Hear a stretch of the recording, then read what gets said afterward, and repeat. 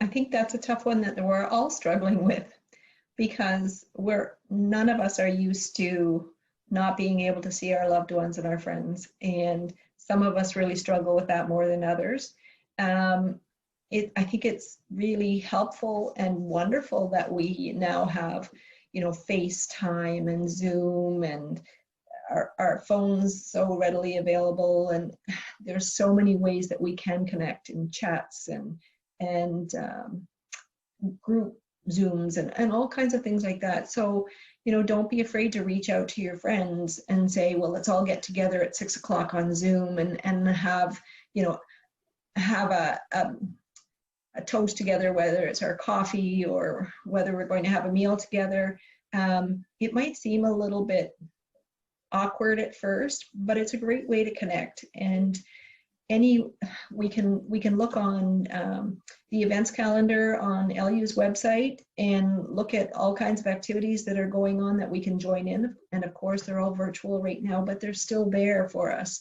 And getting involved with groups and committees and various things is another way to meet people if you don't know a lot of people on campus. So there's lots of opportunities. We just need to take the time and explore those a little bit. I think one of the biggest things that I had to kind of do is recognize it's, that saying, I think a lot of times we avoid doing things because we think, well, it's not going to be as good as, right? And so I think we need to kind of do away with that and look at, like, yes, I would like to actually have, physically get together with people and, have a meal. But maybe that's not possible right now. So it might not be as good as what I wanted, but how do I find some ways to make the current situation work, right? Whether it is doing a virtual meetup or whether it's doing something creative. I mean, I've heard, some people are getting back into letter writing, like the old fashioned letter writing where they write on paper and mail it and then they go back and forth. So there's some creative things that are kind of, coming about as far as how we stay connected.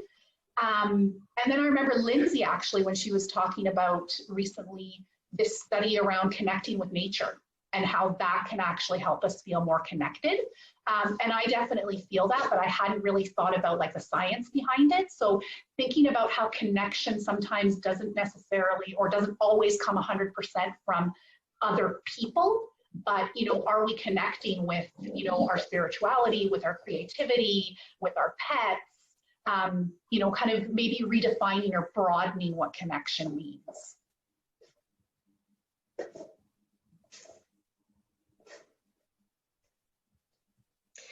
And I think sometimes we underestimate how important rituals are. Like, we might think, oh yeah, in another couple of weeks or another week, it's Thanksgiving and we all should be getting together with our families to have turkey dinner and that sort of thing. And we can't do that this year, or we can't do it in the same way this year because maybe we can't get 42 cousins together.